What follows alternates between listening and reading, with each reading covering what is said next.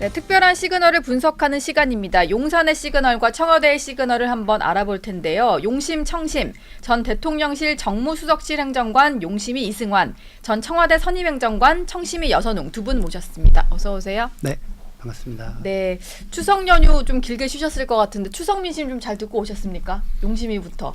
추석 민심 시그널 좀 제대로 좀 주파수 맞춰서 예.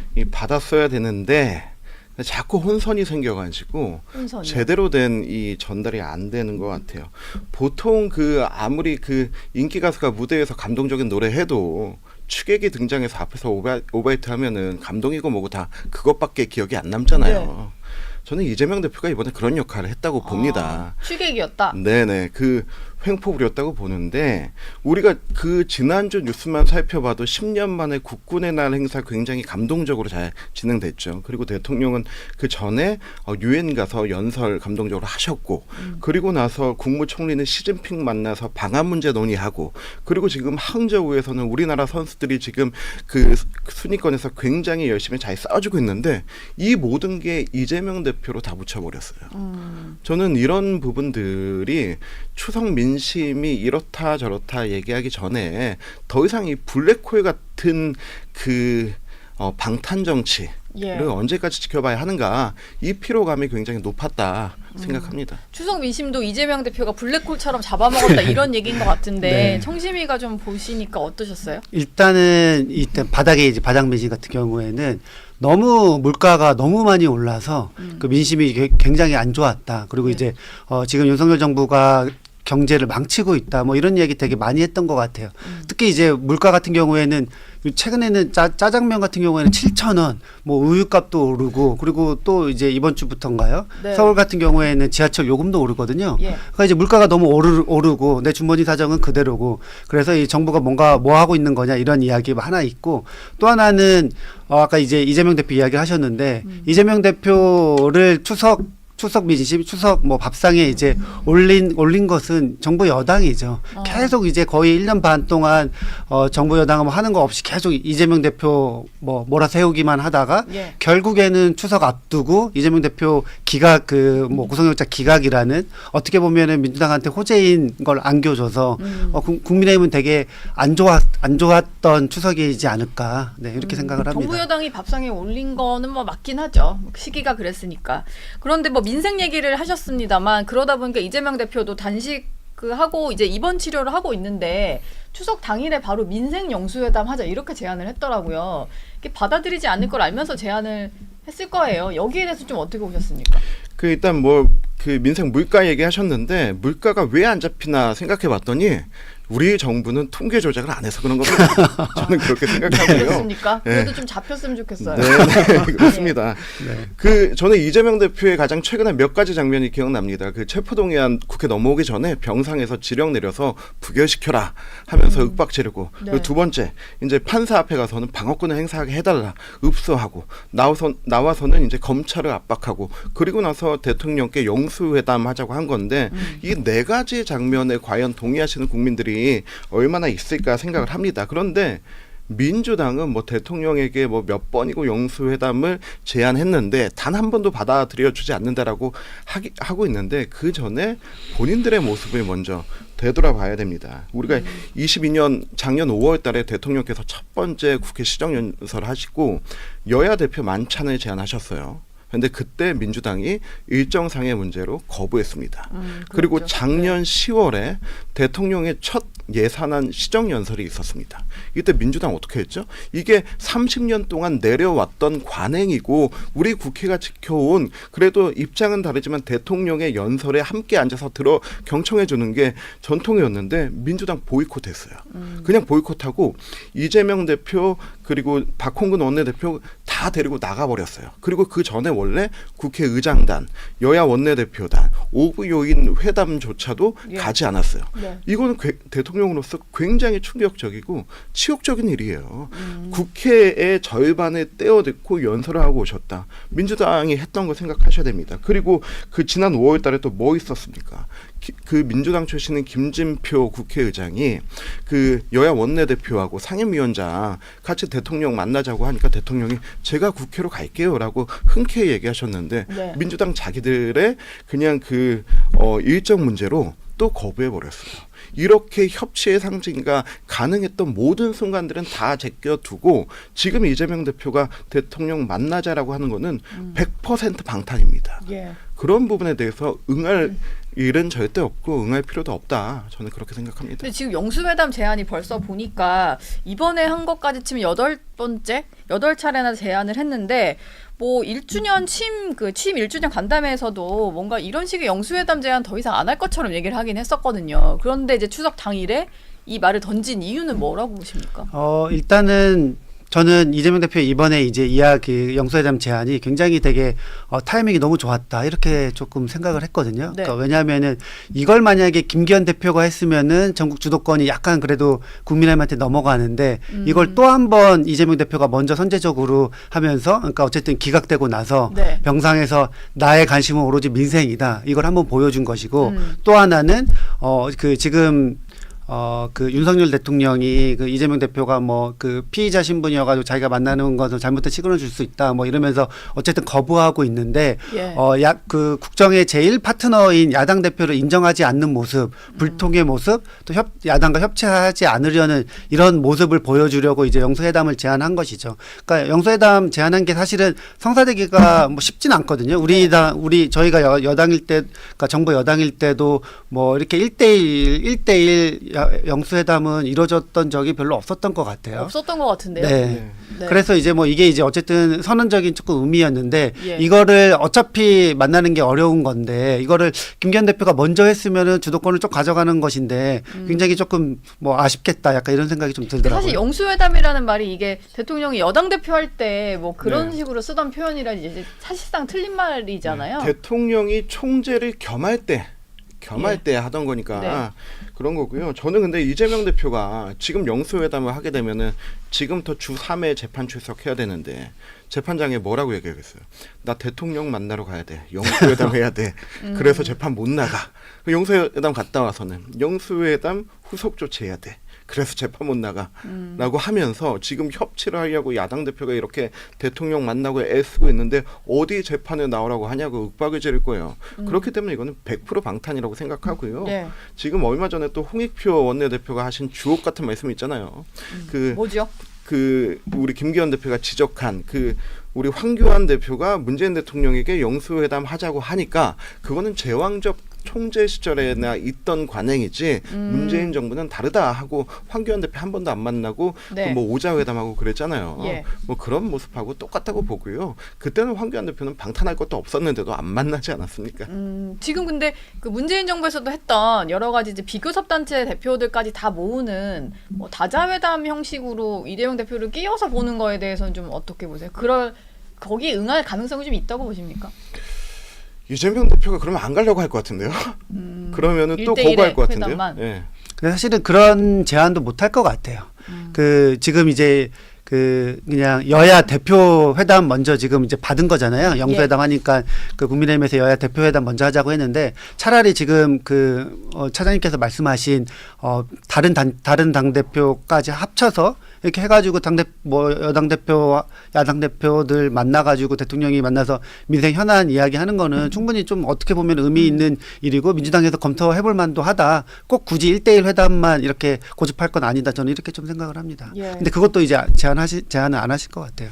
그냥 뭐 만날 생각이 없지 않을까 이런 생각이 좀 들긴 해요. 뭐 피의자 대표와 안 만난다는 생각이 변함없다 뭐 이런 인식인 거 보니까 뭐 이재명 대표까지는 만나지 않지 않을까라는 생각이 좀 들고 추석 연휴가 지나니까 이게 사실 총선이 좀 금방 얼마 안 남은 느낌이 좀 들거든요. 당장 다음 주에 보궐선거가 있어서인지 모르겠는데 추석 연휴 지나고 또 출마 러시가 이어질 거다 이런 관측들이 좀 나오는 것 같아요. 이게 대통령실 행정관들 얘기인데 용심이 주변에도 지금 좀 나오려고 하시는 분들 많죠. 많죠. 많은데 저희가 뭐 얼마 전에 막 이제 보니까 막 30명 명단 쫙 나오고 했었는데 네. 근데 저는 두 가지는 확신할 수 있을 것 같아요. 꽃길은 없다. 낙하산은 없다. 예. 이게 윤석열 대통령의 참모들 역시 윤석열다운 정치를 해야 되는데 윤석열의 정치는 누가 나가라고 해서 나가고 누가 입당하라고 해서 한 게 아니고 순전히 자기 결단과 자기 헌신을 가지고 국민만 바라보고 했던 정치 아닙니까? 저는 참모들 역시 그런 모습을 대통령께서 기대하시는 게 아닐까 예. 생각을 하고 지금 막 눈치 게임하고 지금인가 이곳인가 과연 나인가 보다는 본인이 과연 그 윤석열 정부의 성공과 그 대한민국 발전을 위해서 어느 곳에서 어떤 것들을 준비해 왔는지 좀 그런 분들이 이제 결단해서 나오실 거라고 생각하고요. 뭐 지금이 타이밍이죠. 지금 타이밍이 아니면은 이제 국감 끝나고 아니면은 이제 그 공직 사퇴하기 직전 그 정도 타이밍밖에 없는데요. 저는 좀 빨리 나오셔서 그 정부에 힘 보태 주시고 총선 승리에 같이 애써 주시기를 바랍니다. 지금 뭐 한 3-40명 얘기 나오는데 그중에 실제로 좀 어느 정도 규모가 연휴 이후에 나올 거라고 좀 전망을 하세요? 지금은 다 거론이고 근데 그 뭐 더 잘 청심이가 더 잘 알겠지만은 문재인 정부 때는 집권 3년 차에 치러진 그 총선에서 총선 출마하겠다는 청와대 출신이 50명이었어요. 그 중에서 30명 가까이가 공천 받고 20명이 당선됐거든요. 어마어마한 게 당선을 시킨 거예요. 근데 그 우리 대통령실 같은 경우는 집권 2년 차 때 치러지는 것이고 네. 그리고 문재인 정부 때는 그런 분들의 어떤 승진이나 보직이나 지자체 가서 활동하게 하는 그런 것들을 다 준비했는데 그 윤석열 대통령실 같은 경우는 일체 그런 게 지금까지 없었습니다. 그냥 일해서 이곳에서 성과 내고 이곳에서 증명해라 라고 하는 것들이 컸기 때문에요. 지금 그 대통령실 출신 중에서도 당협을 받은 게 지금 저밖에 없는 상황이고 예. 그리고 이제 다른 분들도 설사 나온다 하더라도 경선을 통해서 할 각오를 다 가지고 계시고요. 용산이 좀 안 챙겨준다는 얘기로도 좀 들리는데요. 네, 본인이 이제 직접 이제 결단해서 예. 나왔다 뭐 이런 뜻이기도 한 것 같고요. 네. 근데 저는 지금 크게 이제 뭐 의미 있는 인사들은 그러니까 눈에 띄는 인사들은 보이지 않고 그 쉽게 말하면 이제 수석들 3수석 뭐 김은혜 수석이나 또 이진복 네, 정무수석 이진복 강순규 수석님 그리고 그분들이 이제 뭐 언제 출마하냐 뭐 언제 나오냐 뭐 이게 조금 관심거리 있는 것 같고 또 하나는 이제 검핵관 중에 이제 또 계시는 뭐 주진우 비서관 뭐 이현모 비서관 이런 분들 출마가 조금 관심거리인 것 같고요. 그리고 최근에는 저는 뭐 그 이제 연구원발에서 나온 소식이 있긴 한데 나중에 이제 아니라고 했는데 뭐 조기공천 뭐 이런 이야기도 좀 나오고 있잖아요. 네. 그래서 저는 근데 조기공천 과연 할 수 있을까? 아직 지금 용산 사람들 아직 다 지금 채비도 못했는데 그래서 이거는 진짜 약간 낭설이 아닐까 뭐 이런 생각도 들기도 하고 어쨌든 근데 이제 그 대통령 의중과 국정철학을 잘하는 사람들이 나와서 뭐 대통령의 뭔가 비전을 들고 총선에서 한번 정면 승부를 하는 게 뭐 약간 뭐 맞는 정치죠. 책임 정치에 좀 속하기도 하고요. 예. 네. 사실 문재인 정부 때 그 청와대 출신들이 대거 나오면서 조금 힘도 받았던 것 같고 당선되면서 조금 국정 운영에도 동력이 될 수는 있잖아요. 그런 의미에서는 사실은 아까 그냥 각자 도생 느낌보다는 네. 좀 전략적으로 배치를 하고 좀 돕기도 하고 그런 게 필요한 거 아닐까 싶은데요. 그랬으면 좋겠네. 네.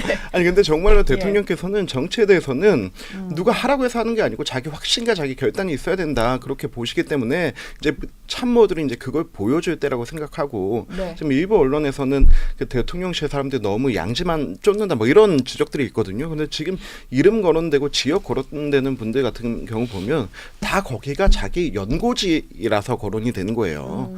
그러니까 지금 얼마 전에 그 가장 최근에 퇴직한 그 법률비서관실의 최지우 행정관 같은 경우도 네. 뭐 특정 지역에 거론되는데 거기가 그 태어나서 초중고 다 나오고 부모님이 계신 곳이라서 그렇게 거론되는 건데 이분도 늘 얘기를 하는 게 자기는 이 정권에만 기여할 수 있다면 출마든 불출마든 험지든 호남이든 어떤 것이라도 할 준비가 돼 있다. 예. 이렇게 얘기하는 분이거든요. 그리고 또 지금 또 아직 그 이름 있는 분들의 이렇게 가려서 안 보이는데 지금 은평에도 그 우리 당의 험지라고 하는데도 정말로 거기에 연고도 확실하고 학교 다 나오고 부모님 다 계신 또 다른 행정관이 네. 이번 추석에도 열심히 다녔는데 사람들이 아직 모르는 거지. 이제 그런 부분들이 이제 드러나고 이 자신의 어떤 영달이 아니고 대통령과 대한민국의 발전을 위해서 헌신하는 사람들의 면모가 이제 보여지기 시작할 거다라고 생각합니다. 저는 약간 이제 뭐 하나 약간 우려되는 것 중에 하나가 예. 사실은 이제 큰 그림이랑 뭐 같이 이제 짠다고 보면은 정부 여당 입장에서 생각해 보면은 정무석이랑 정무비서관이 다 지금 출마 후보자들이에요. 예. 그래서 이런 그림을 도대체 누가 짜나? 그래서 이제 문제가 아닌가? 그냥 어떻게 보면은 뭐 대통령실 대통령 비서실 뭐 약간 좀 내팽개쳐 주고 약간 탈출하는 느낌 이런 느낌도 들기도 하고. 예, 정무수석이랑 정무비서관이 동시에 이렇게 출마 후보군에 올랐던 적이 없었나요? 역대 근데 정부에서. 정무수석께서는 한 번도 나 출마할 거다라고 말한 적이 없습니다. 네. 그렇습니다. 네, 진짜 없습니다. 공개적으로 얘기를 네. 하신 적은 없습니다. 그리고 우리 전희경 비서관 같은 경우도 본인이 직접 얘기한 적 없는데 계속 거론되고 있는 거고 하는 거니까요. 그건 좀 지켜봐야 될 것 같고요. 네. 네. 그 추석 연휴에는 또 이분이 등장하셔서 제가 전현직 대통령들의 좀 움직임이 드러나는 것 같은데 민주당 같은 경우는 문재인 전 대통령이 뭐 이재명 대표를 서울에 와서 단식하고 있는 병원을 찾기도 했고 그 홍익표 신임 원내대표에게 전화를 해서는 당을 잘 추스르라. 그리고 뭐 강서구청장 선거 얘기도 했던 것 같아요. 네. 문 전 대통령이 이렇게 자주 등장하는 이유는 총선까지도 뭔가 영향력을 주겠다. 이런 의미로 해석할 수 있을까요? 뭐 그런 건 아닐 것 같고요. 뭐 현안에 대해서 자꾸 이제 여권에서 소환을 하니까 거기에 대해서 약간 응답 형식으로 개인 SNS에 이제 뭐 의견을 이제 표출하신 적은 있죠. 뭐 홍범도 장군 때나 예. 뭐 그런데 이제 막 이번에 그 병문안 간 거 같은 경우에는 만약에 서울에 일정이 없었으면은 병문안은 저는 성사되지 않았을 거라고 봅니다. 근데 이제 그날 9.19 관련한 행사가 있어서 마침 서울에 올라온 김에 이재명 대표 병문안을 갔던 것이고 예. 또 홍익표 대표한테 원내대표한테 그런 말씀도 하신 것도 그냥 이제 뭐 새로 이제 신임 원내대표 되셔서 당선되셔서 그 덕담 차원에서 뭐 하신 거라고 좀 생각을 듭니다. 그리고 또 하나는 문재인 대통령 전 대통령께서의 그 뭐라 그럴까요? 뭐 그게 이제 역할이 크게 이제 조금 뭐 필요 없는 게 이재명 대표 리더십이 이제 점점 확고해지고 있기 때문에 이재명 체제로 가고 있기 때문에. 예, 완전 뭐 이재명 원래부터 사실은 작년에 당선됐을 때 최고의 득표율로 당선이 됐잖아요. 네. 그때 이제 어떻게 보면 이재명 체제, 이재명 당으로 약간 이제 변모를 했어야 되는데 그때 못한 거 이제 지금 다시 하고 있는 거죠. 근데 이제 문재인 전 대통령이 좀 나서는 것에 대해서 네. 사실 지금 당내 원래 주류는 친문이었는데 네. 지금 주류는 친명이란 말이에요. 근데 친명이 된 친문들은 진짜 친명일까? 그러니까 범친명이라는 그룹으로 엮이기도 하고 좀 이제 출신 원래 이제 어디에 있었냐에 따라 좀 다르기도 한데 그러다 보니까 문 전 대통령이 나서는 게 우리 친문들에 대한 어떤 걱정 때문이 아닐까? 뭐 이런 얘기도 있는 것 같아요. 그렇죠.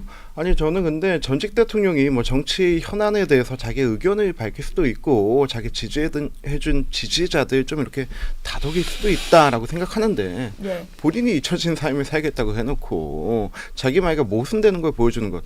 지난 정권에서 국민들이 문재인 정권에 가장 실망했던 것이 그 모순이었어요. 그 모순과 위선이었는데 지금도 그 모습 그대로 보여주고 있다는 것이 굉장히 실망스럽고 네. 이제 내 새끼들 좀 살려야 되겠다라는 생각을 하시는 것 같아요. 문재인 대통령이 지금 저렇게 자유롭게 말하고 평산에서 책방하시고 하실 수 있는 이유는 청와대 출신 배지들만 20명이 있기 때문이고 그리고 자기 지지 세력이 있기 때문이에요. 그렇기 때문에 자기가 무엇을 하든 자기를 보호해주고 따라줄 사람들이 있는데 그 사람들이 이제 완전 친명으로 갈아타던가 혹은 공천학살을 받거나 둘 중 하나인데 이 중에서 최소한의 이 정도는 사유해야 되지 않을까 네. 하는 우려가 있지 않을까 생각합니다. 예. 용심이 청심이 얘기는 여기까지 듣도록 하겠고요. 다음 주 화요일에 또 모시도록 하겠습니다. 고맙습니다. 네, 감사합니다. 감사합니다.